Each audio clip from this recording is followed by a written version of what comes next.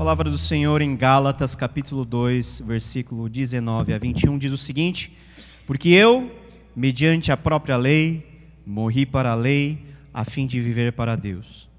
Estou crucificado com Cristo, logo, já não sou eu quem vive, mas Cristo vive em mim. E esse viver que agora tenho na carne, vivo pela fé no Filho de Deus, que me amou e a si mesmo se entregou por mim. Não anulo a graça de Deus, pois se a justiça é mediante a lei, segue-se que Cristo morreu em vão. Nosso Deus, mais uma vez, te agradecemos e te agradecemos pelo privilégio de podermos nesse instante ouvirmos a Tua palavra. Por isso, ó Pai, ilumina a nossa mente, o nosso viver com Teu Espírito, para que essa palavra, ó Deus, possa reverberar em nossos corações e possa moldar toda a nossa vida, para que possamos viver em plena liberdade que o Teu Evangelho, Ele nos concede. É o que nós te pedimos e pedimos isso em nome de Jesus. Amém. Meus amados irmãos, nós vivemos aprisionados em vários tipos de convenções, vários tipos de regras, várias modas e várias estruturas que direcionam o como nós devemos viver, o como nós devemos agir, o que nós devemos ver, o que nós devemos comer, como nós devemos vestir, o que nós devemos comprar, o que nós devemos vender. Tudo isso, na verdade, é ditado por algumas formas de nós entendermos o mundo. Por exemplo, quando nós olhamos para o padrão de beleza, ao longo da história da humanidade, o padrão de beleza é algo que foi flutuante. Desde um padrão onde pessoas que tinham um determinado estereótipo, um determinado físico eram mais valorizadas e que hoje não são mais. Padrões relacionados à nossa dieta, padrões relacionados até ao nosso tipo de comportamento, tudo isso é ditado por leis, por regras que inconscientemente nós obedecemos e também, infelizmente, nós somos feitos escravos e nós somos feitos cativos. E, consequentemente, a nossa vida cristã, também ela é influenciada por essa maneira mundana, secular, por essas regras que inconscientemente invadem não somente a nossa vida na sociedade, mas também a nossa vida em comunidade, na igreja, como cristãos, como homens e mulheres de Deus. E esse é o drama que aflige os nossos tempos, mas não é um drama novo. Sempre foi assim na história da igreja, sempre vai ser assim a nossa constante luta entre aquilo que nós achamos que é o correto e aquilo que Deus considera o certo. Entre o nosso esforço de queremos agradar a Deus com os nossos afazeres, com o nosso proceder, com as nossas obras, e a nossa confiança que a obra graciosa de Jesus é o que baseia toda a nossa vida e nele nós podemos descansar. Essa era a crise que estava acontecendo dentro do contexto da igreja na região da Galácia. Galácia é uma região, não é uma cidade. É uma região que está onde hoje está a Turquia, na região da Ásia Menor. E essa igreja, ela sofreu muito por alguns tipos de ideias e por alguns tipos de crises que ocasionaram Paulo a escrever essa que com certeza é uma das cartas mais fortes, contundentes e passionais do apóstolo que ele enviou a alguma igreja. A crise naquele lugar era tão grande que Paulo, que costuma abrir as suas cartas elogiando o proceder dos cristãos para os quais ele está remetendo a carta, para os quais ele está destinando a carta, em Gálatas, Paulo, depois que ele termina a introdução, ele já repreende aquele povo, e repreende em termos muito duros, dizendo, por exemplo, no capítulo 1, versículo 6, admira-me que estejais passando tão depressa daquele que vos chamou na graça de Cristo para outro evangelho, o qual não é outro senão o que há alguns que vos perturbam e querem perverter o evangelho de Cristo. Então o grande problema naquela igreja era que alguns irmãos estavam lá para desvirtuar o evangelho, para pregar um outro evangelho. Aqueles que Paulo vai chamar de falsos irmãos, que estavam impondo regras, procedências, atitudes que eram estranhos e alheios ao evangelho. E que tipo de regras e que tipo de atitudes que esses irmãos falsos estavam pregando no meio da igreja? Era o seguinte: era que para ser crente de verdade, você primeiro teria que ser judeu de verdade. Nessa época, nós estamos falando aproximadamente entre o intervalo de 48 a 58 depois de Cristo, a igreja, ela tinha muitos gentios, mas também tinha muitos cristãos convertidos do judaísmo. E a grande questão é o seguinte: olha, para eu ser cristão, eu tenho que ser judeu primeiro, ou eu não preciso passar pelo judaísmo e vou para o evangelho direto? Essa foi a questão principal, por exemplo, da discussão dos apóstolos lá no concílio de Jerusalém, em Atos capítulo 15. E essa história foi se prosseguindo, foi continuando através dos anos, e cai aqui no contexto da igreja da Galácia, onde os judeus, que eram judeus de berço, nascidos como judeus, estavam exigindo os gentios para que os gentios se submetessem à lei de Moisés, para que aqueles gentios que fossem homens fossem circuncidados, para que todos eles cumprissem a lei como parte do seu novo viver com Cristo. E Paulo, ele envia essa carta justamente para dizer o seguinte: olha, esses irmãos que estão pregando esse tipo de ideia, estão na verdade querendo roubar a verdadeira liberdade que há em Cristo Jesus. Não é à toa que Gálatas é conhecido como a carta da liberdade.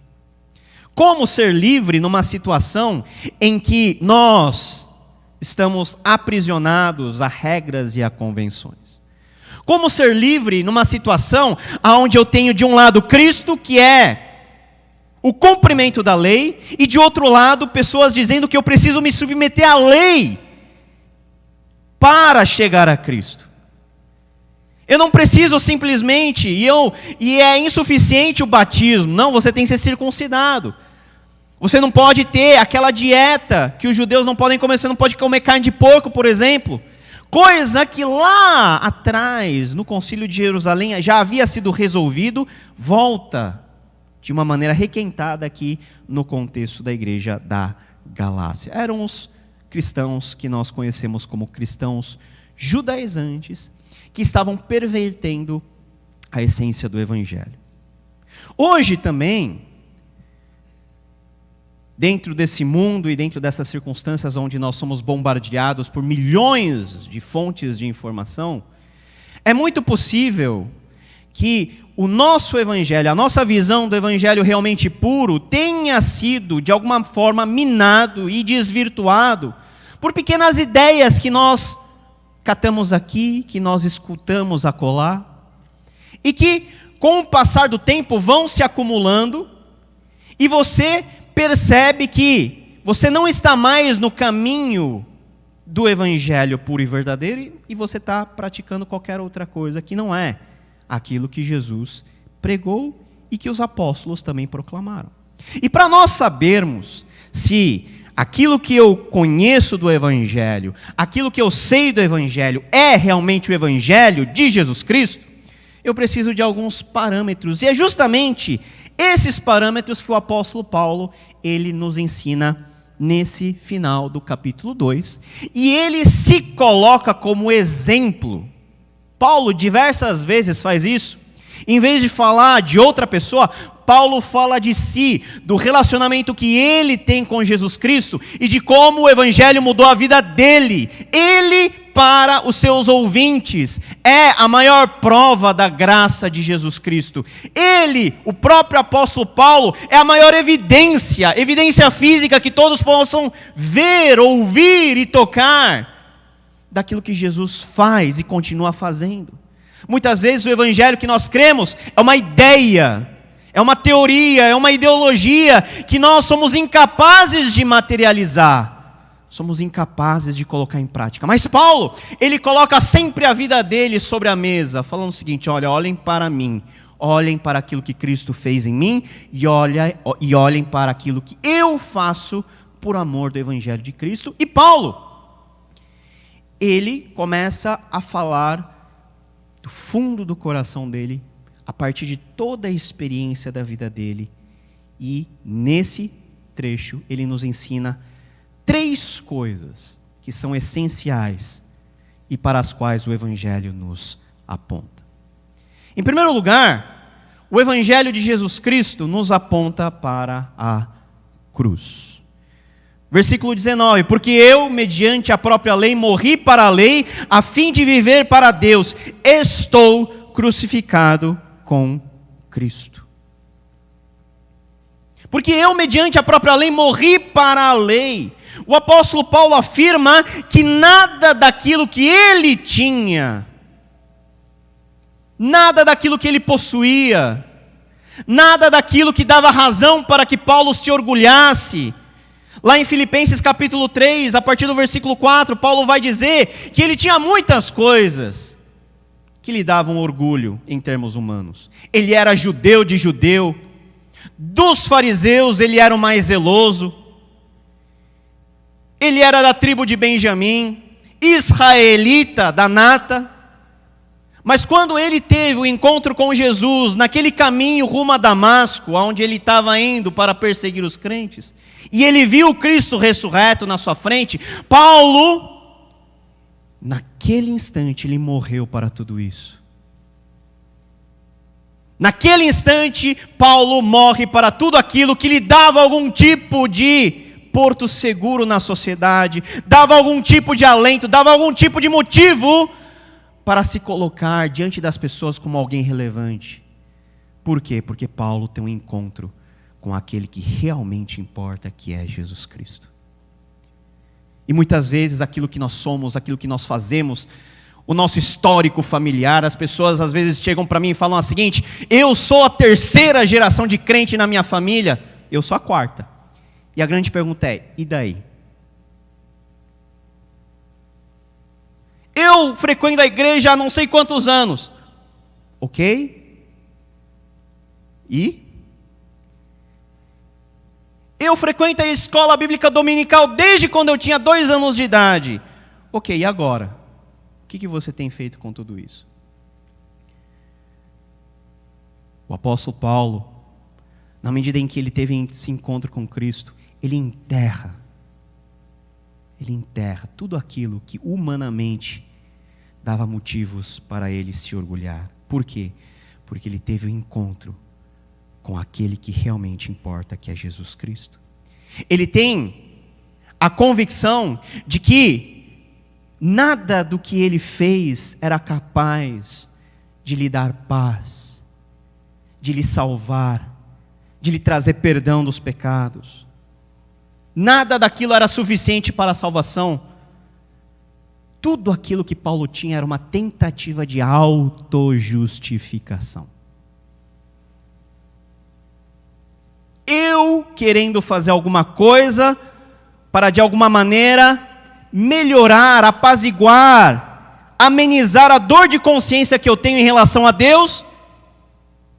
Eu faço isso, eu faço aquilo, mas nada disso tem um efeito real na vida das pessoas. O Evangelho nos aponta para a cruz, porque é na cruz que nós somos crucificados junto com Cristo. E nós somos crucificados junto com Cristo. Nós morremos para o mundo, para todas as nossas convenções. Nós morremos para a nossa religiosidade. Nós morremos para a nossa tentativa de autojustificação. Nós morremos para nós mesmos, com a finalidade de nós vivermos para Deus. Porque a partir do momento em que Paulo teve encontro com Jesus Cristo, ele entendeu que não era pela lei que ele alcançava a Deus, é pela sua graça. Meus amados irmãos, a cruz de Cristo, a mensagem da cruz, que é loucura para os homens, mas que é o poder de Deus para a salvação, é o fundamento, é o elemento mais básico para a nossa nova vida em Cristo Jesus. Morremos para a lei, morremos para o mundo, morremos para as pessoas, morremos para nós mesmos, com a finalidade de viver para Deus. Quando Paulo fala de que nós temos que morrer com Cristo Jesus, essa linguagem quer dizer simplesmente que nós precisamos trocar de Senhor. Antes eu vivia em função de mim mesmo, hoje eu morro para mim mesmo para viver para Deus. Antes eu vivia de acordo com as minhas opiniões, hoje eu vivo de acordo com a palavra de Deus. Antes eu vivia com aquilo que me motivava, hoje eu vivo pela graça de Jesus Cristo. Paulo, mais para frente, aos Colossenses, no capítulo 3, versículos 5 a 6, ele vai dizer o seguinte: fazei, pois, morrer a vossa natureza terrena. Prostituição, impureza, paixão lasciva, desejo maligno e avareza, que é idolatria. Fazei morrer. A nossa vida como crentes, meus amados irmãos, é uma vida de constante encontro com a cruz, de um constante mortificar. E para nós, funciona dessa maneira. É quando nós morremos diante de Deus, que nós vivemos para Ele. É por isso que a Bíblia fala do exemplo da semente, que a semente ela é enterrada, ela morre, para a partir desse ponto, ela poder produzir vida. Meus amados irmãos, será que nós temos pensado na cruz?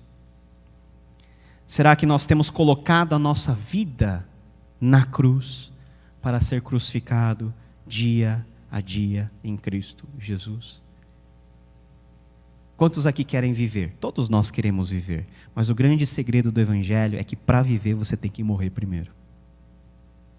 Porque a verdadeira vida vem após nós termos esse encontro com Jesus e termos a nossa vida crucificada com Ele.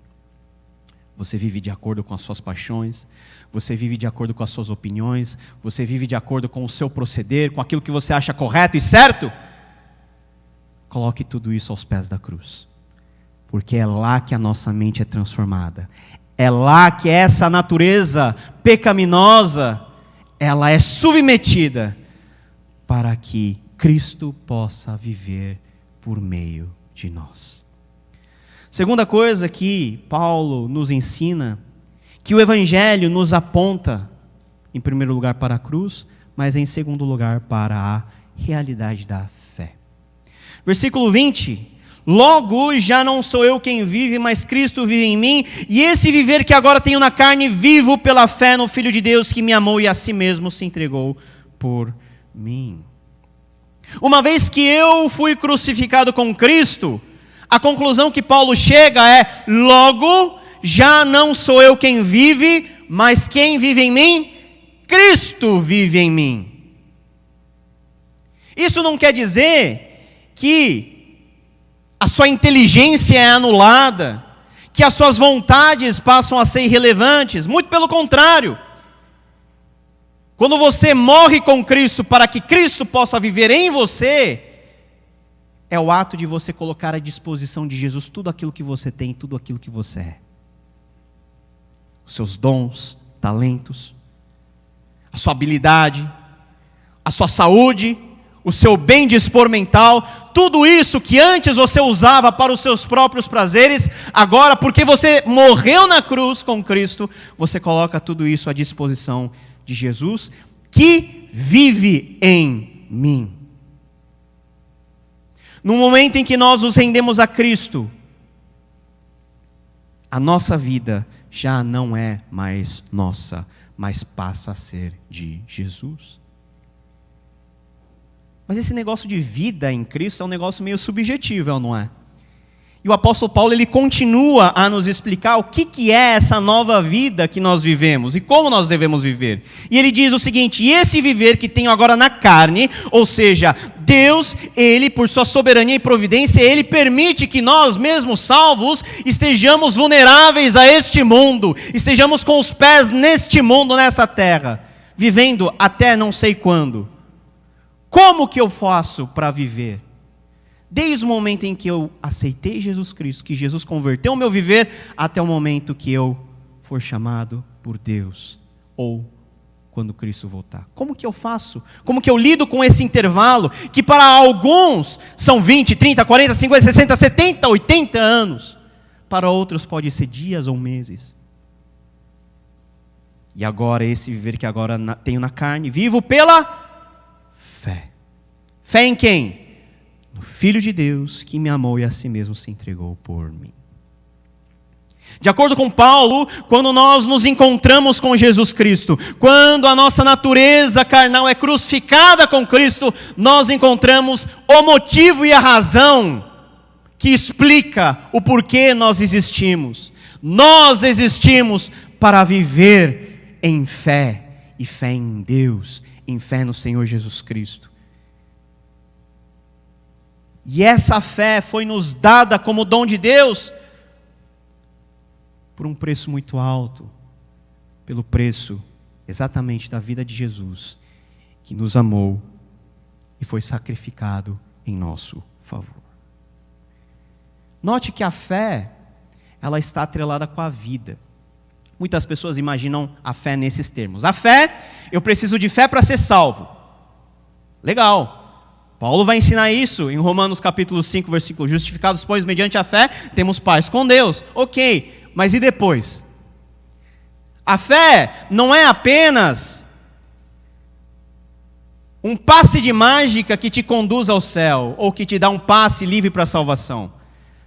A fé começa naquele momento, mas ela tem que se desenvolver durante a sua vida.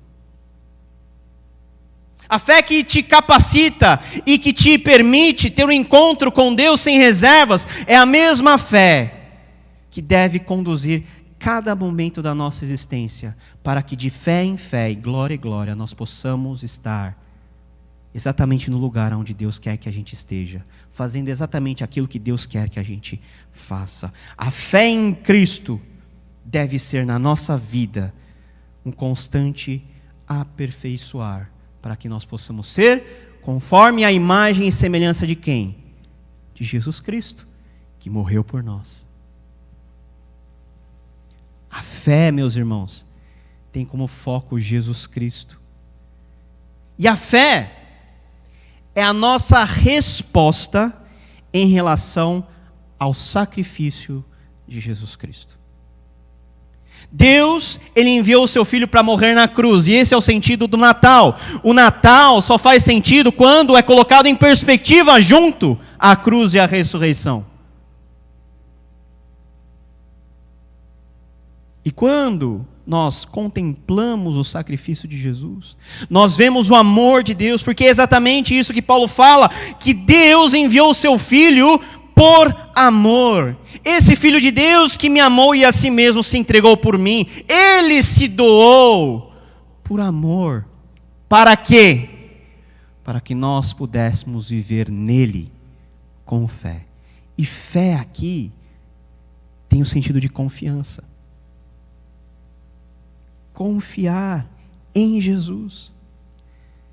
Os judeus estavam confiando dentro da igreja na sua identidade como judeu. Eu sou filho de Abraão, eu tenho DNA judeu, eu sou circuncidado, então diante de Deus eu já estou bem. Esses cristãos, os falsos irmãos, estavam apostando todas as suas fichas na sua aparência, naquilo que os qualificava exteriormente, quando o verdadeiro viver em Cristo não é a posição que você assume, não é o cargo que você desempenha, não é o tipo de conhecimento que você demonstra ter entre as pessoas, mas é o tipo de vida que você vive diante de Deus, em Cristo, confiando nele, vivendo em função dele, vivendo para a glória de Jesus.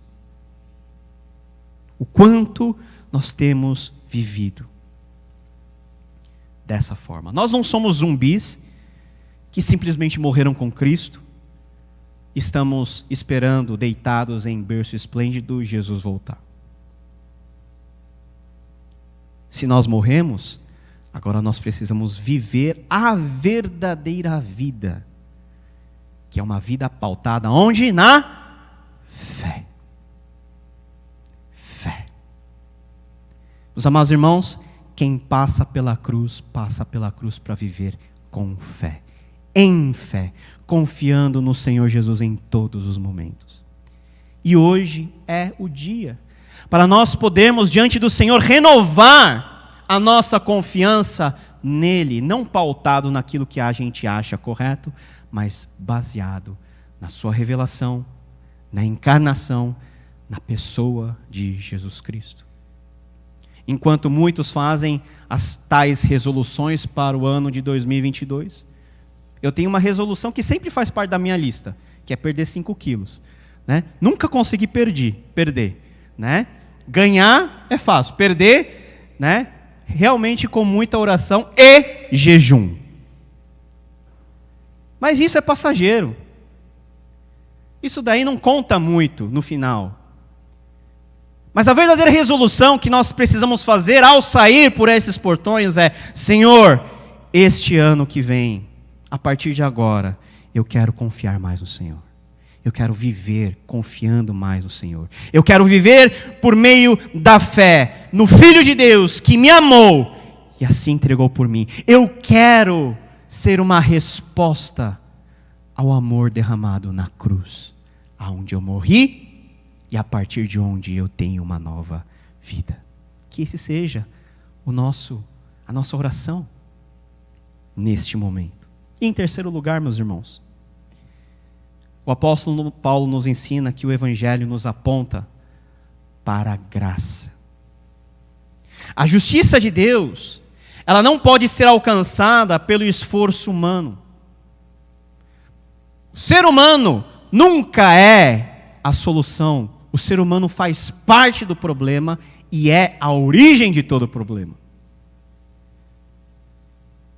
O esforço humano também não nos ajuda a cumprir a lei de Deus de forma satisfatória. E esse foi o erro capital dos cristãos judaizantes. Eles pensavam que se eles cumprissem todos os aspectos da lei, muitas vezes de forma exterior, estariam automaticamente salvos. O que Paulo diz é que isso é impossível. E não somente impossível, mas também utópico. É uma ilusão que nós criamos na nossa mente. Toda a nossa tentativa de ter a nossa situação resolvida diante de Deus, por meio do nosso esforço, nada mais é do que a tentativa de nos auto-justificarmos. E o versículo 21, para mim, é um dos versículos mais fortes e dramáticos daquilo que Paulo nos escreveu. Olha só o que Paulo diz: não anulo a graça de Deus. Se Paulo diz que ele não anula a graça de Deus, é porque existem maneiras para que a graça de Deus na minha vida possa ser anulada. E isso deveria nos causar desconforto e temor. Não anulo a graça de Deus, pois se a justiça é mediante a lei, segue-se que Cristo morreu em vão. Mas como assim Cristo morreu em vão? Quando nós nos desvencilhamos do verdadeiro Evangelho e procuramos outras formas de agradar a Deus, além de anular a graça de Deus em nossas vidas, estamos tornando a morte de Cristo sem efeito em nós. Quando eu coloco o meu esforço na frente daquilo que Jesus fez por mim, quer dizer que eu sou melhor que Jesus. Quando os meus méritos, eles são colocados no topo da lista, e aquilo que Jesus fez na cruz vem em segundo lugar, é porque aquilo que Jesus fez em segundo lugar, para mim, não tem validade, porque basta aquilo que eu faço. E o apóstolo Paulo não está ensinando que nós não devemos viver de uma maneira correta. O apóstolo Paulo não está ensinando que nós não devemos cumprir a lei. O apóstolo Paulo está nos questionando sobre a motivação de fazermos todas essas coisas. A nossa motivação está na graça de Jesus ou está na minha tentativa de me auto-justificar? Porque é pela graça que nós somos justificados em Cristo Jesus.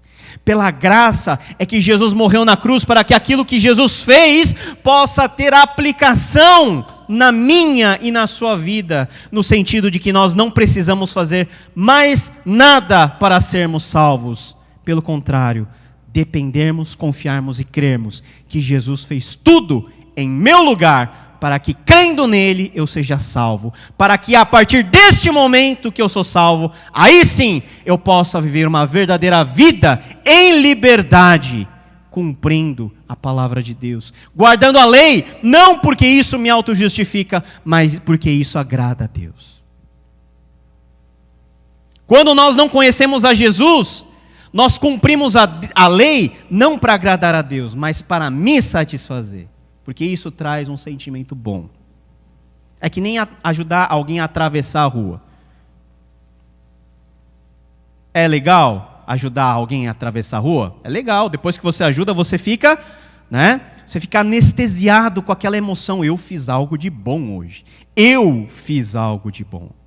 Você se satisfaz naquilo que você fez e você acha que você é a pessoa mais boa do mundo. Quando o que o Evangelho ele nos quer comunicar é que tudo aquilo que nós fazemos primeiro tem que passar pelo ato gracioso de Jesus na cruz, que faz com que tudo aquilo que nós fazemos a partir desse ponto seja algo não para o meu próprio prazer, mas para a glória de Deus. Olha só o que o apóstolo Paulo fala no capítulo 2, no versículo 16 dessa mesma carta. Sabemos, contudo, que o homem não é justificado por obras da lei, e sim mediante a fé em Cristo Jesus. Também temos crido em Cristo Jesus, para que fôssemos justificados pela fé em Cristo, e não por obras da lei. Por obras da lei, ninguém será justificado. E a justificação nos foi dada de graça, em graça, para que nós possamos viver essa realidade. Que quando nós temos um relacionamento íntimo com Cristo, toda a lei ela é cumprida. Quando nós vivemos em comunhão com Jesus Cristo, o próprio Espírito Santo nos ajuda a lembrarmos dos mandamentos e guardá-los. Viver pela graça. Por isso, o último convite do texto é o seguinte: se morremos com Cristo na cruz e se vivemos agora pela fé no Filho de Deus, devemos fazer 3 coisas. Aceitar com humildade a graça que Jesus nos concedeu. Nós não merecemos mesmo.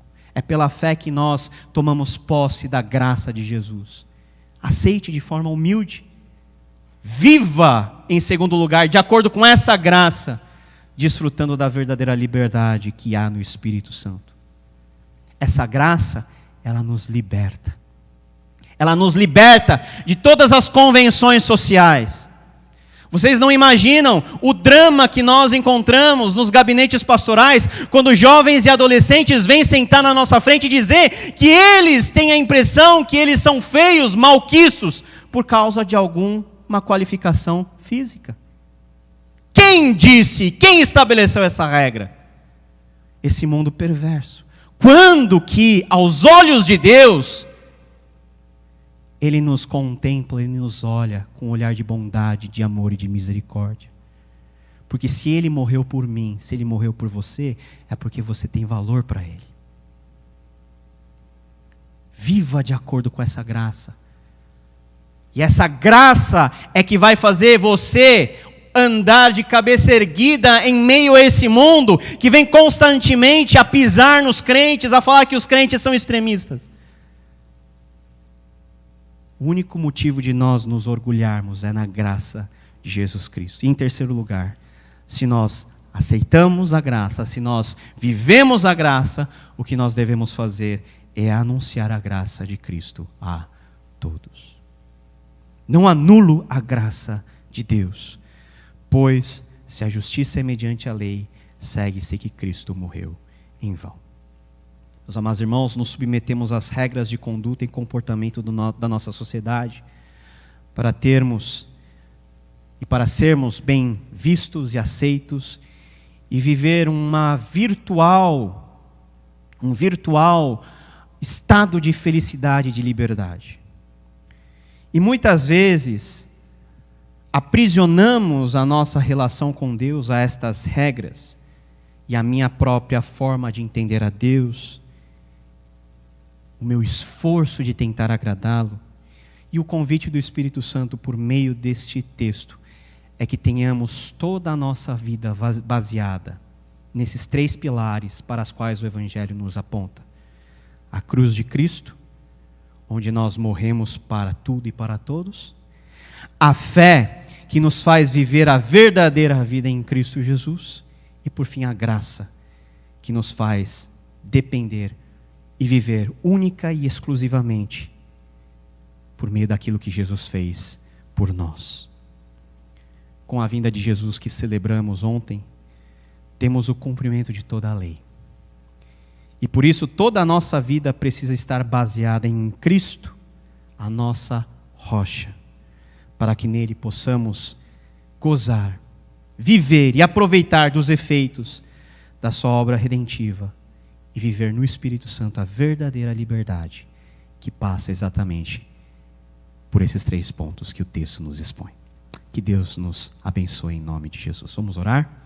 Senhor Deus, nós te agradecemos pelo Evangelho que nos foi comunicado por meio de Cristo Jesus, pelo Evangelho que Paulo nos explica e nos ajuda, ó Pai, a sempre olharmos, vivermos e experimentarmos esses 3 pontos cardeais da nossa fé, que é a cruz, para morrermos todo dia lá, que é a fé para vivermos a vida verdadeira e a graça para podermos desfrutar de tudo aquilo que Jesus por nós fez na cruz do Calvário.